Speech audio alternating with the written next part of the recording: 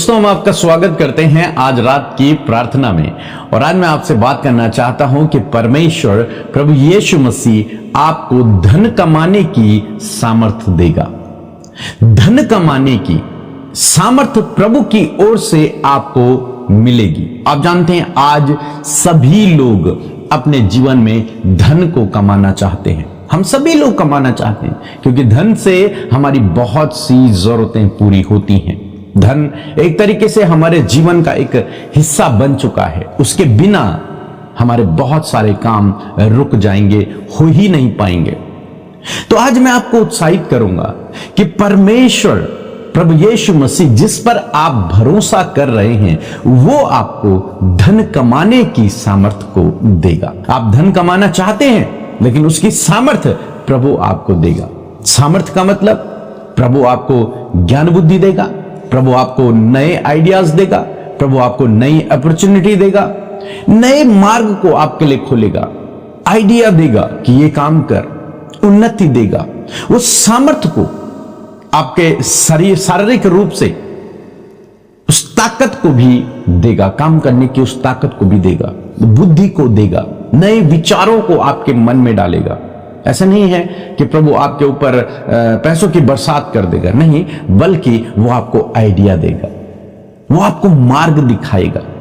एक ऐसी सामर्थ्य आपके अंदर डालेगा जिसके द्वारा आप धन को कमाने लग जाओगे। एक टैलेंट, एक स्किल, कोई आइडिया परमेश्वर आपको देगा। कोई व्यक्ति जिसके साथ में मिलकर आप कुछ बेहतर कर सको, जिसके द्वारा आप धन को कमा सको, क्योंकि धन भी हमारे लिए बहुत इंपॉर्टेंट रोल रखता है इस जीवन में, इस सांसारिक जीवन में चलने के लिए। जैसे कि परमेश्वर का वचन वादा करता है हमसे, आपसे और मुझसे, हम सब मसीह लोगों से, कि परमेश्वर हमें ऐसी सामर्थ्य देगा जिससे हम धन को कमा पाएंगे।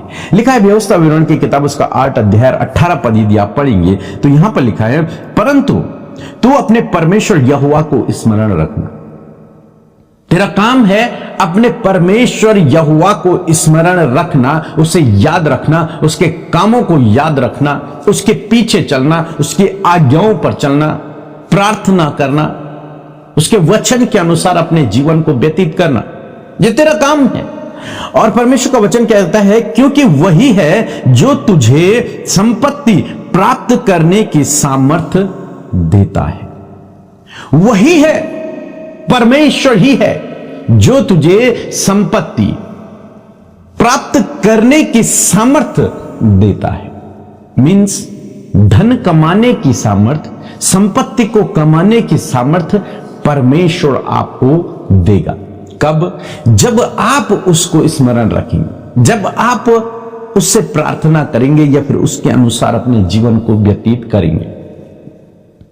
सपोज दो लोग हैं, एक व्यक्ति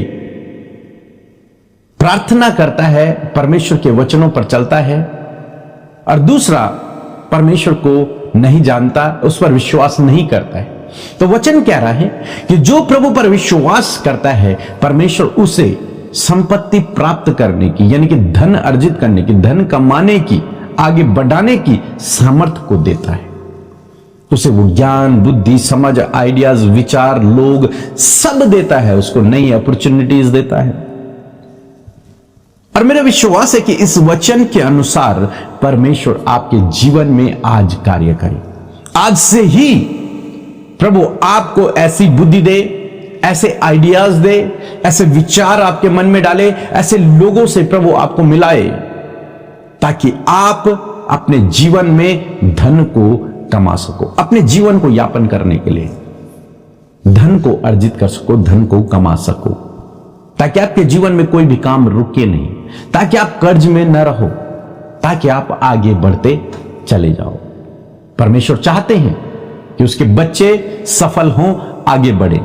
जैसे हम चाहते हैं हमारे बच्चे सफल हों, आगे बढ़े, ऐसे परमेश्वर भी चाहते हैं।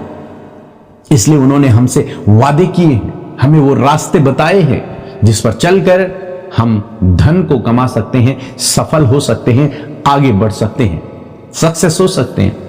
और वो ये है कि तू मुझे स्मरण करना। और तब लिखा है, मैं तुझे संपत्ति प्राप्त करने की सामर्थ्य दूंगा। हम लोग इसहाक के जीवन में देखते हैं, अकाल के समय में इसहाक ने परमेश्वर पे भरोसा रखा, उसकी आज्ञा के अनुसार चला, उससे प्रार्थना किया, उसे स्मरण रखा। और तब हम लोग देखते हैं कि आइजैक ने, इसहाक ने जोता और बोया। अकाल के समय में उसने खेती करी, बीज को बोया, और क्या देखते हैं कि परमेश्वर ने उसी साल उसे 100 गुना प्रतिफल दिया। यानी कि परमेश्वर ने उसे वो आइडिया दिया, वो बुद्धि दी, और उसने उसके अनुसार, वो विचार परमेश्वर ने उसके मन में डाला, और उसने उसके अनुसार जब काम किया तो 100 गुना उसने प्रतिफल को पाया।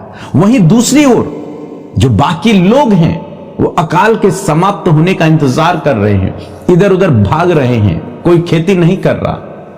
लेकिन यहां पर परमेश्वर ने उसे, उसके मन में एक विचार को डाला, उसे गाइड किया, और जब उसने उस काम को किया, खेती की, भरोसा रखकर, परमेश्वर को स्मरण रखकर, तो बाइबल कह रही है कि जितना उसने बोया था उसका 100 गुना उसने प्राप्त किया। तो ऐसे ही धन कमाने की सामर्थ्य प्रभु आपको भी देगा। वो नए आइडियाज हो सकते हैं, वो कोई नया टैलेंट हो सकता है, वो नया स्किल हो सकता है, वो नई जॉब हो सकती है, वो आपका प्रमोशन हो सकता है, वो कोई नई अपॉर्चुनिटी हो सकती है, वो कोई नया व्यक्ति हो सकता है, वो कोई नया बिजनेस हो सकता है, कुछ भी हो सकता है। परमेश्वर आपको गाइड करेगा, वो आपके मन में उस बात को डालेगा, वो आपको सही दिशा निर्देशन देगा, वो आपके लिए दरवाजे खोलेगा। और निश्चय जब आप उसकी मानेंगे तो उस रास्ते पर चलकर आप निश्चय धन को कमा पाओगे, आप सफल हो पाओगे, और आपके जीवन में कोई घटी कमी नहीं रहेगी। आज शाम को मैं आपको यही बताना चाहूंगा कि परमेश्वर की आवाज को सुने, उसको स्मरण करें, उससे प्रार्थना करें, क्योंकि जो आइडिया प्रभु आपको देगा, जो विचार प्रभु आपको देगा, वो बहुत पावरफुल होगा। हालांकि वो आपको छोटा सा लगे, हालांकि वो लगे कि इससे क्या हो सकता है, लेकिन मेरा विश्वास है कि जब आप उसे करेंगे तो आप उसे धन को अर्जित कर पाएंगे, आसानी से कर पाएंगे। आपका सोर्स, आपकी बढ़ोतरी का, आपकी सफलता का, आपकी इनकम का सोर्स प्रभु है। लेकिन हर एक उत्तम दान उसकी ओर से हमें मिलता है, प्रभु है।